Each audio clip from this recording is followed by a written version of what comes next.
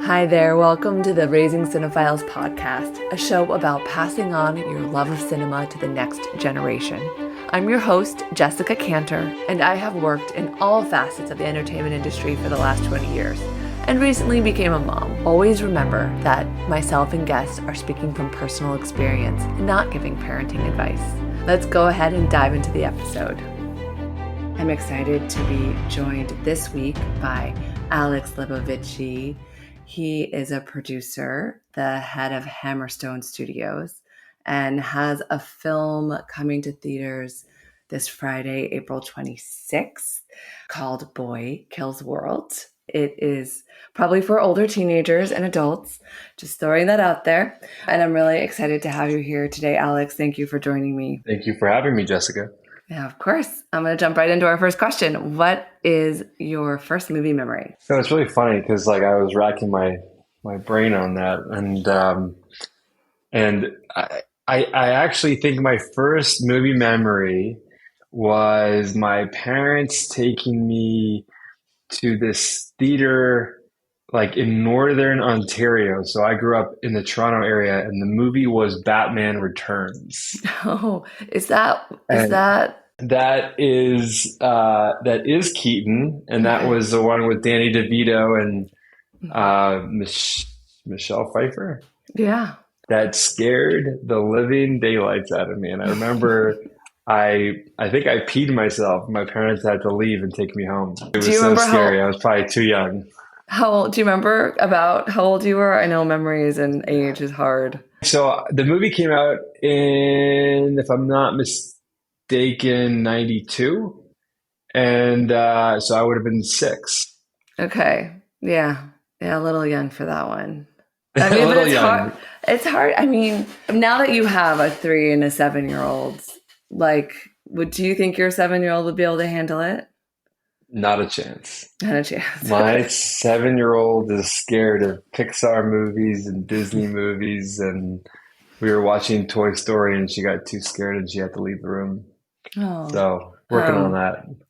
So before we get into your kids, I'm going to talk a little bit more about you and you falling in love with cinema. So when did you think you could really handle a full movie? You know, I think it's interesting when the first movie memory is trauma. Take a minute to get back into the theater. It's an interesting question, but I think my parents took me to a lot of movies. And so I was probably showing them that I could handle it. And then they took me to this one and it was just scared the crap out of me. And so, that's just the first one I remember because of how scared I was. But, I'm sure I went to another movie the next week with them that was just more kid friendly. Yeah.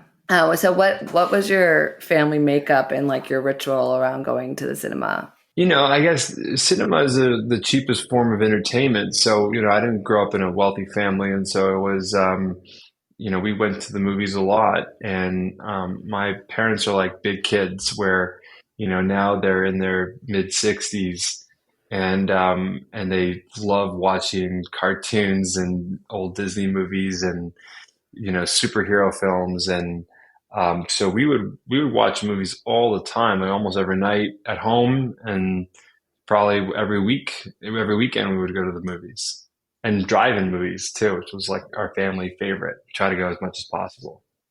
Yeah. Drive-ins.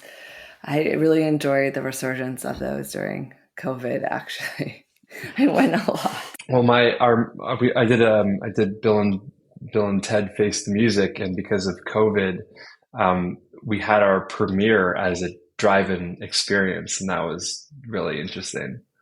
Yeah. It's really a different experience than, every type of movie theater experience is for me very different. And I personally love them all. I would say my favorite is a typical theater with a big crowd. Opening weekend movies are my favorite. I was definitely that person, and I still am, who likes to get there before the previews. And even though there are assigned seats now, back in the day, I had to get there really early to get a good seat. And make sure I was front and center. So I don't know if you were that kind of kid too. But Totally. Unlike anything else, it's a much better experience than I think the drive-in. The drive-in is a fun experience, just the how that all works and being outside and waiting in lines and getting the I don't know, just I love that, but cinema is next to none. yeah, I think for me, audio is such an important component in the what is the word I'm looking for? In the like losing your I want to say presence in the film, like just like getting lost in the movie. And so um I think you lose that a little bit with the drive-in. It becomes a little Totally. more backdrop social experience. Loving that Um, bass when you're in the Dolby theater and everything's yeah. shaking and feeling the footprints of the dinosaurs when they come across the screen Yes. or the gunshots or what have Yeah. you. I just saw Dune 2 in the Cinemark 4D. So it had like the extra like vibrations happening. And I have to say, I think that actually helped the experience. Because I'm more of an art house movie person. And so when I see the big movies, especially as a very tired single parent, I could fall asleep in some of those epics sometimes. And Totally. the minute the lights go out, I'm like, but that kept me awake and I was into it. So I guess power to that film and that viewing experience. Okay. So the next question I have for you is when did you start choosing your own movies? Of what to watch at home? Going to the theater with your friends, what to watch at home? Like when did you start finding that agency? And Probably like 11 or 12.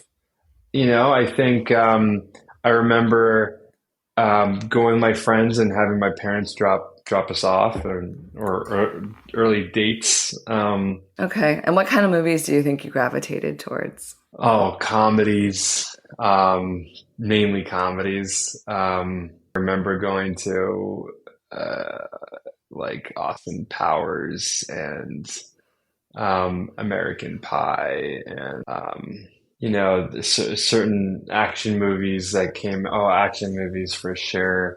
It's funny because right now I'm doing a lot of horror and thrillers, and I would never go see those. Growing up, I was way too scared, and I just loved the action and the comedies for sure. Yeah.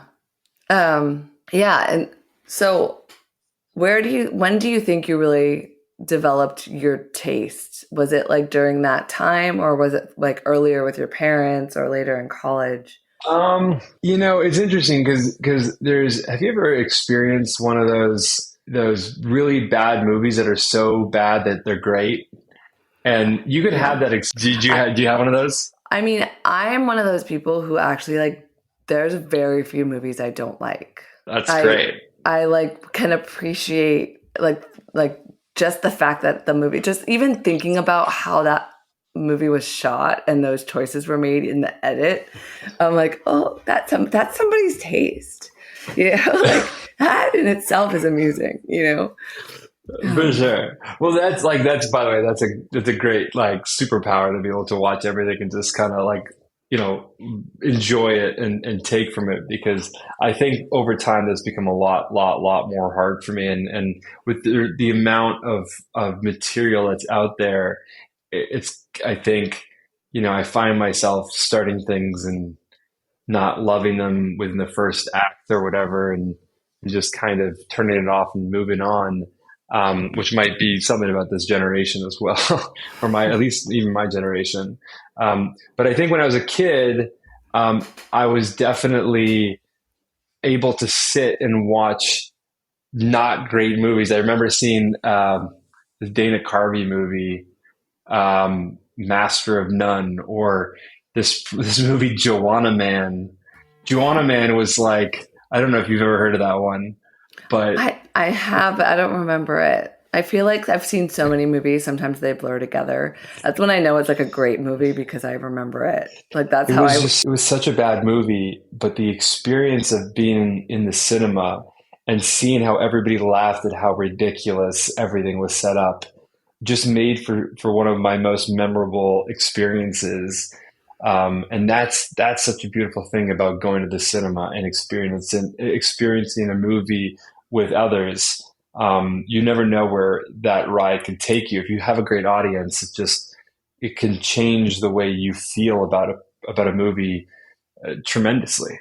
Yeah. I mean, I worked for a short period for Sundance Film Festival, and I definitely know that watching a movie on the mountain and then seeing it a year later, whether it's on streaming or in a movie theater, it feels like a different movie. Sometimes they're slightly edited and different, but like they could have been sometimes they hold up and you're like, yeah, they deserve an Oscar nom and they will get an Oscar nom. But sometimes you're like, I freaking love that movie, and you watch it again and you're like, and then I've had the experience of where I've watched them before they were finished because I wasn't a programmer, but I worked in marketing. And so I had to get stuff on the website and have to watch stuff and prep it. And I would be like, why was this programmed? And it would be like acclaimed and win the festival. And then I'd watch it later and it was just like sound was done, color was done, and I would fall in love with the movie. So that taught me a lot about, not judging a movie on a first view, like from both perspectives sometimes of like, a story to me, like, means more than how it's executed. Making movies as a producer, you sometimes have to watch a movie 40, 50 times.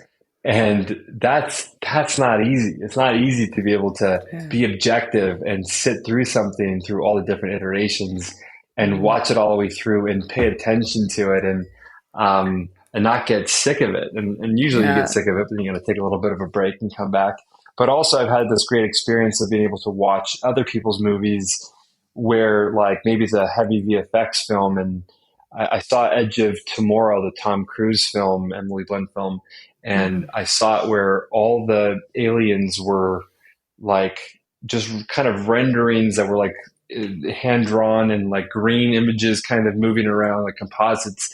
And I loved it. I was like, oh my God, if it's this much fun and this cool with like, without actually seeing what the creatures are, I cannot wait to see this finished product. And that was such a clever movie. And it was like, because it was a smart movie, like it didn't matter like how the fidelity of the final product, because it was just good and smart. I saw the Witch Eggers film early, and I didn't find it scary at all. And then when I saw it in theaters, it like really scared me. What changed for you? Well, it didn't have any VFX or sound done, so like, of course, it wasn't scary to me at first. But I do like the score. The score for horror is like the score is so key. Everything. And, I've worked in so many facets of the entertainment industry. Like I find if I haven't read the script and then I'm watching a preview cut, I can really miss it because I can't get intention sometimes. Like the intention hasn't come through fully. But sometimes I can. I don't know. It's a funny thing. I love going to friends' early screenings because it's like that's where like you find story. That's where like you're finding the character journey and story. It's really fun for sure. Yeah. So was there a movie that made you want to make movies? Yeah, it's funny. So I actually have a poster of it up on my wall. Right over there. It's like right off screen. Okay. So I'm trying to read it. You won't be able to because it's the movie within the movie. But the movie that I saw that made so specifically, as a producer, was the movie Bowfinger, the Eddie Murphy, Steve Martin film. Have you seen that? Yes, but like that's an 80s movie, right? Like I think it's 90s. It's I think it's like early mid or late night. No, I think later 90s.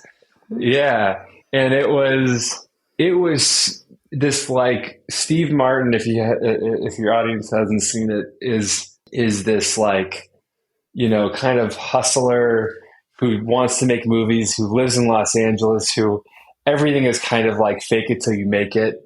and he has this concept, and he has an actor in mind, and he just, as a guerrilla style, grabs cameras, hides in bushes, and sets up scenarios so he can go and capture his movie in a kind of a renegade way.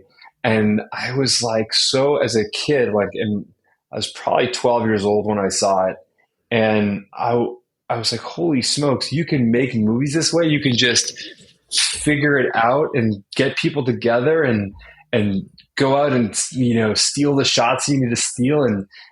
And I was so in love with it. And then I went and I saw that movie a bunch of times, and I told my parents that I want to make movies. And so for my bar mitzvah, they bought me a video camera.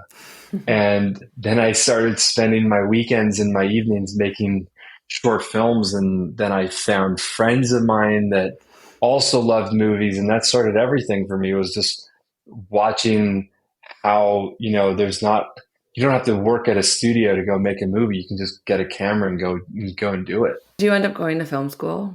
I did. I went to the New York Film Academy in Los Angeles. All right. And then It's on Universal. Yeah. It's on a Universal backlot, and that was so cool because we got to make our short films like in the actual backlot of Universal Studios. It was a great experience. That's awesome. And did you I know something that's fun. I went to NYU. I was in Gallatin, but I took a lot of Tisch courses, and I took a lot of cinema studies courses too, because I love not just making movies, but I love watching them. Did you find that your cinema palette expanded in film school? Like that you just started watching the typical films you were exposed to as a kid? When I was a kid, my parents never had like a highbrow kind of taste or palette. We never watched classic movies.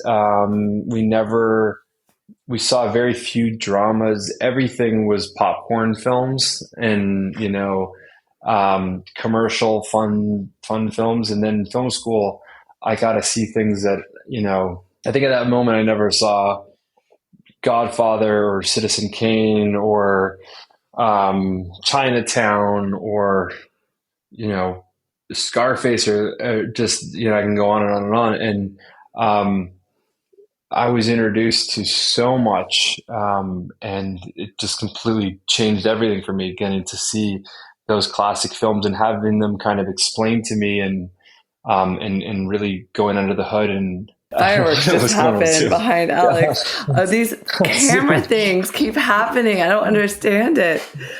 That's so funny. It's so funny. I get a lot. I somehow sit a lot like this, and I get the thumbs up all the time.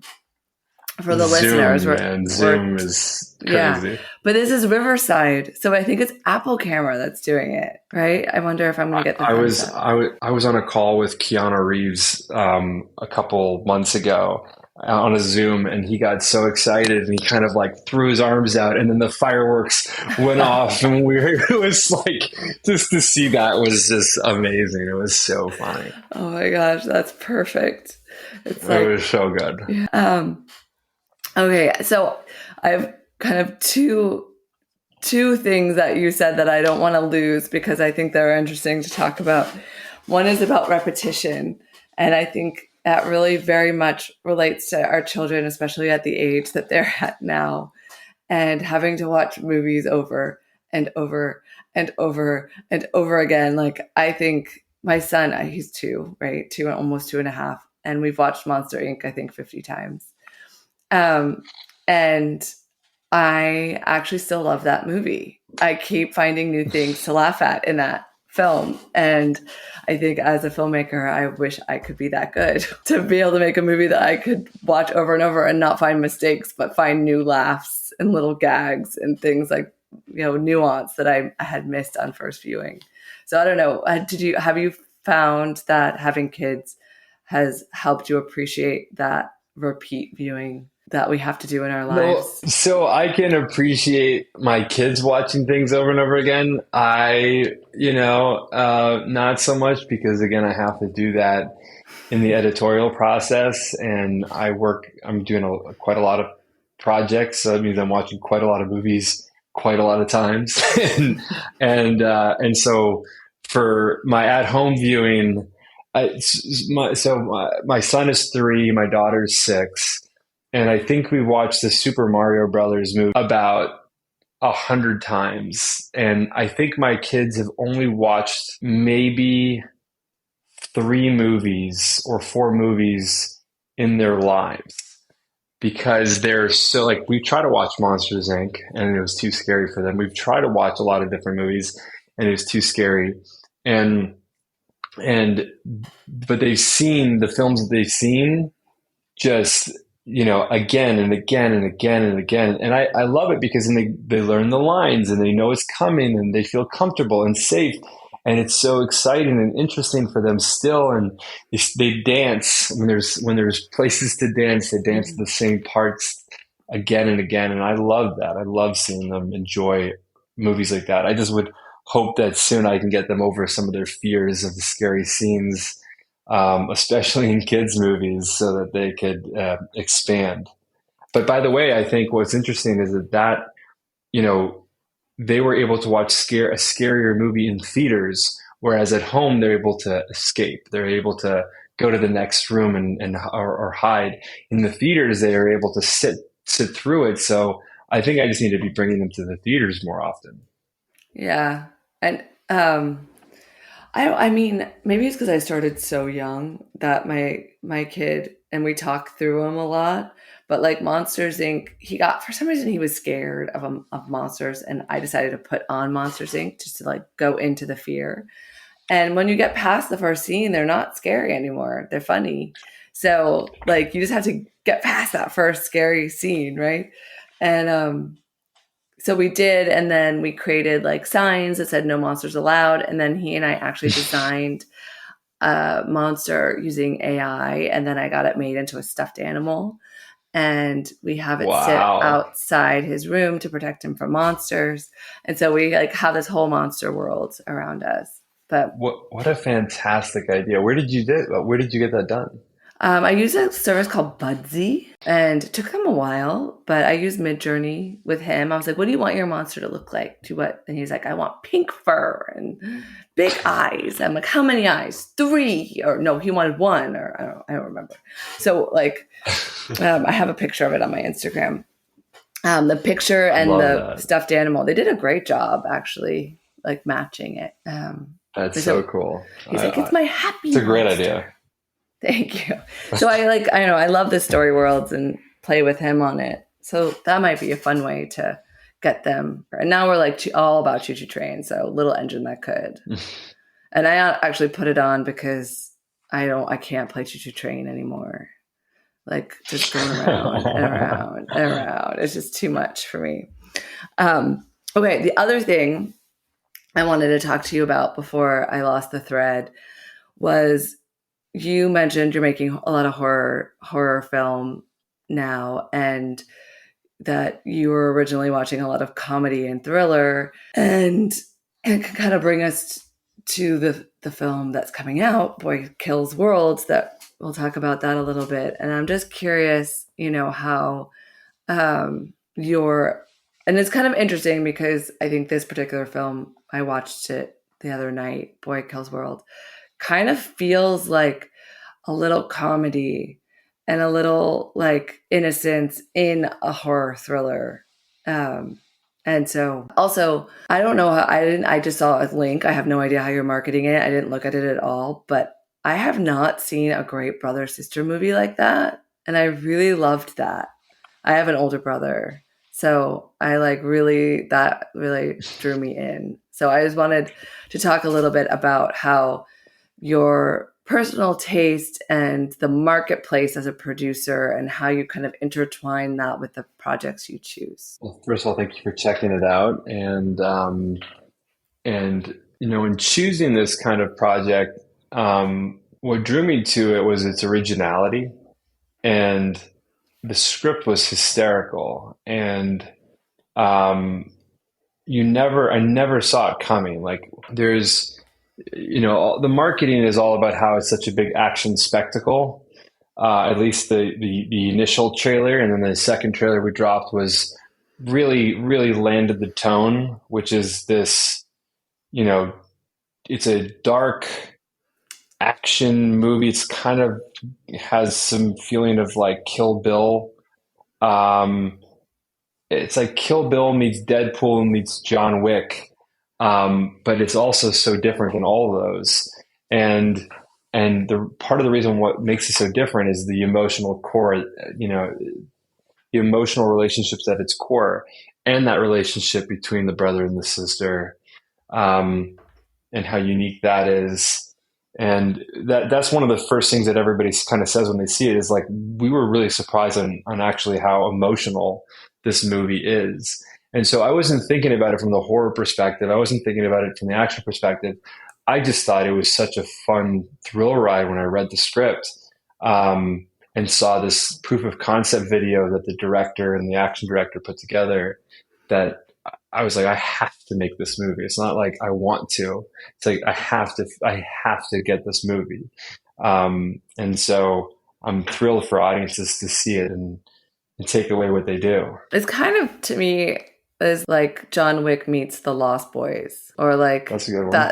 that like there's something like Peter Pan-y about it, but more Hook than Peter Pan, you know, like playful and imaginative. And I always, like, for some reason with my son, keep going back to The Lost Boys because of how he plays, and that those scenes of how they like make believe, and I've never seen it captured that way so well in cinema. And I think there's something really, really interesting about the main character's imagination in this film, and how much it's alive and driving him. I also have my grandmother, who passed a couple years ago now, is 80% deaf, and I one day will write something. I think it's too close still, because I always just thought a musical was happening in her head. Like, her world was a fantastical kind of like Fred Astaire movie. And like, her presence, didn't really match with the rest of the world, and she just sort of floated around and made the world work for her. And I love that. Wow. And it only really it only happened because she was deaf, but not so deaf. She wasn't fully cut off from the world, but cut off from the world enough that she could make it work for her. So anyway, that's kind of reminded me of that, but in a very different genre way of looking at it. Did you ever talk to her about that? I did a little bit. I filmed her a lot when she was getting older. I like put the camera on her and she would sing and dance for me. And she told me this story when she was young, and she lived in the Northeast, to give context, and Pearl Harbor, the Japanese had bombed Pearl Harbor, and they had listened to it on the radio, and they were driving from Connecticut back to Manhattan or to Brooklyn, and she thought the Japanese were going to jump out around the mountain, because she didn't get the nuance that they were in Hawaii. She just knew we were at war. Like, she missed nuance. And so but she would like think of war as like the women in the outfits dancing. Like, she had this idea of what things were based on television and the radio and the beats that she would hear underneath, like the music. So, and she danced, like she took like a pretty professional dance classes. So yeah, it's like amazing when you can't get nuance, the nuance you build for yourself. And that was something that it just reminded me of that when I watched the film. It's so fascinating what you're saying about her. And yeah, in Boy Kills World, it's like you have a boy who grew up in the jungle, and he is missing that nuance, and he is experiencing the world in a very unique way, and how he's hearing it and how he's seen it. And so I love that you picked that up. Also, I've done ayahuasca a couple of times, and definitely saw that happening. I was like, writer director has definitely spent some time in the jungle. I have as well, by the way. My wife and I had an ayahuasca experience, and it was wonderful and very meaningful for us. So it's meaningful, but if you ever try to talk about it, you sound insane. Right?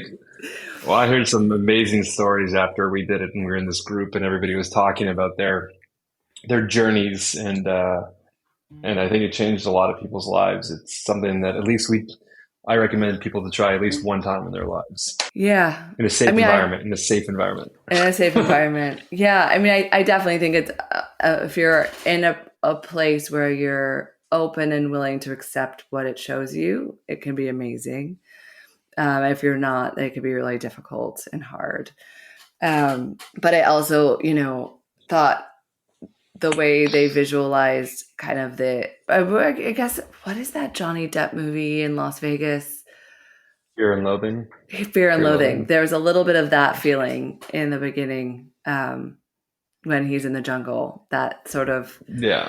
that was the tone I felt. I don't know if that was an inspiration for those scenes. Well, not really, but it's interesting that you took that, and I think you have that at the beginning, and I think at the end as well. Hmm.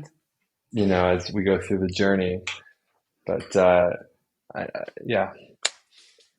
think Yeah. people will not expect what they're going to see when they get to watch this one. Yeah, it's definitely, I like, they go there, and honestly I think that's what moviegoers are craving right now, is into like uniqueness, like honest filmmaking, something surprising and different, and honest craft. Like that's really what I am seeing. Like there's a rejection of what's happening at the studios. Couldn't agree with you more. All right, we're gonna transition a little into your kiddos. Do you remember the first movie you showed them? Oldest or youngest or both? I think my daughter, uh, she's the one that's probably seen 4 or 5 films her entire life. And she's watched those movies many, many, many, many, many times. She loves television. That's where she's feels safe. Bluey is, the stable in our house. And I think her first movie was Frozen, Mm-hmm. and then the second Frozen, and Mario Brothers, and then the Trolls movies and Sing. And I think that's probably all that she's watched all the way through. The And I Frozen cannot wait ones for are her to start tough watching. on repeat. Those are tough for you. I feel a little. Those are tough Yes, for yes, you. they are. Yes, they are. Yes, they are. Sing is a little like I could get into that soundtrack a little bit more. It's a little easier to like just relax with. What about your son? Do you feel like he has a slightly different taste to some of your Totally. stuff?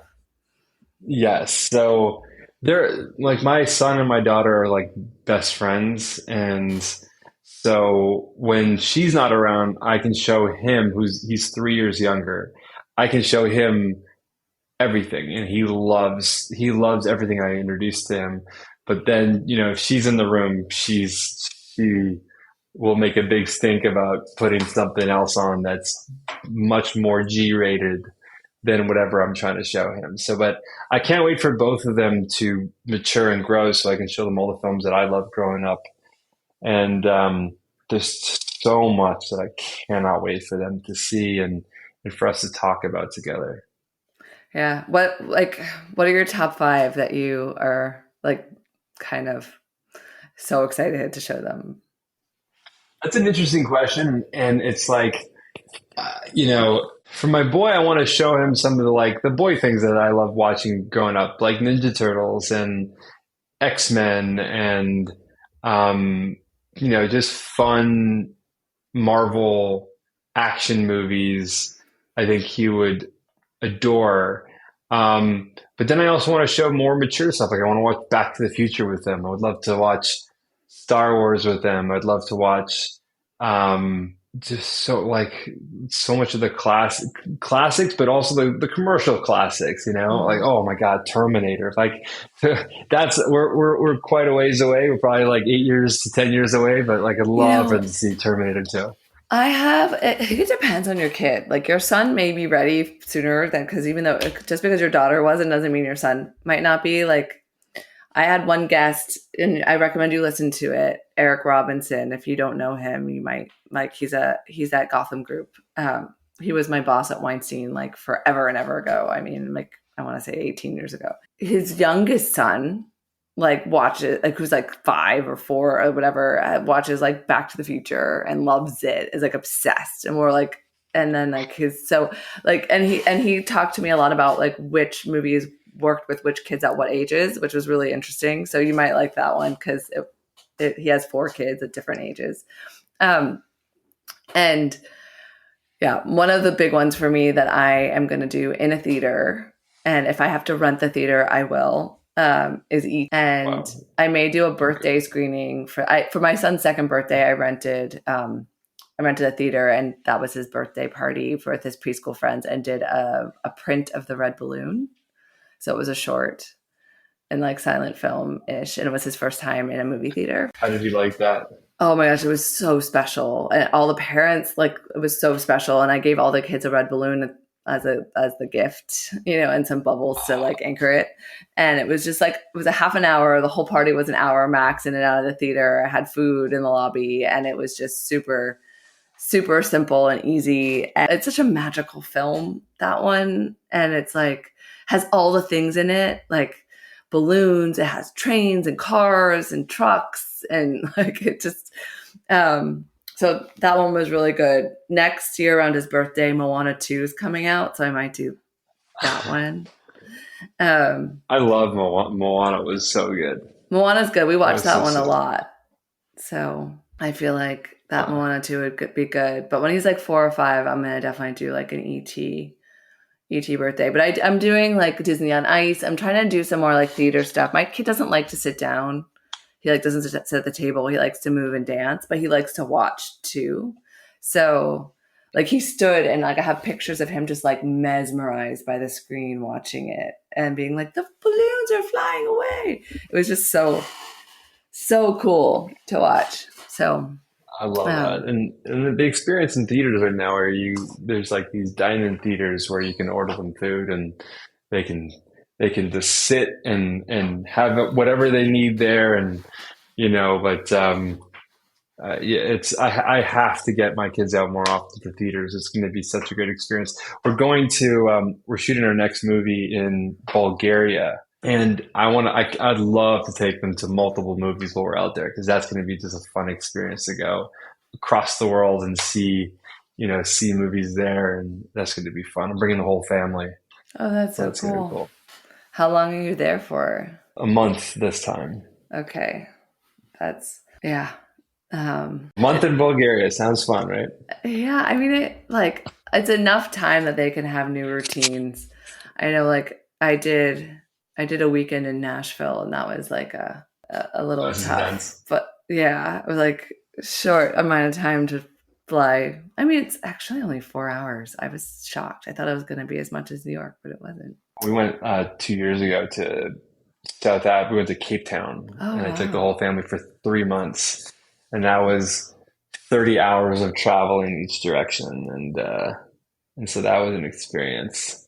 But I think getting the opportunity in this business to travel with your family and kind of set up a temporary home for a month or months on end is a great experience for a kid. And what can help ground them is movies. So it's great to kind of explore different theaters and seeing it with international audiences. It's fun.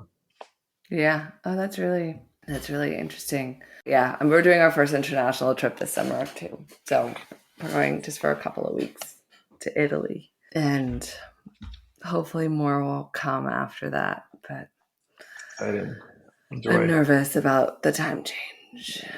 As you should be. As you should be.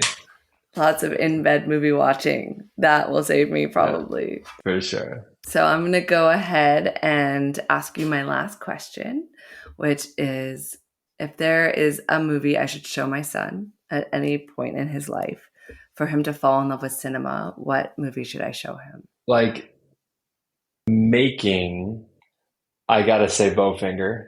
But one of the movies that I watched that just made me totally mesmerized by the craft of making movies is probably Road to Perdition. Okay. Have you seen Road to Perdition? I don't think so. Tom Hanks, Paul Newman, directed by Sam Mendes. That film was one of the most artistically brilliant films that I had ever seen. The cinematography from Conrad L. Hall, I think it was Paul Newman's score.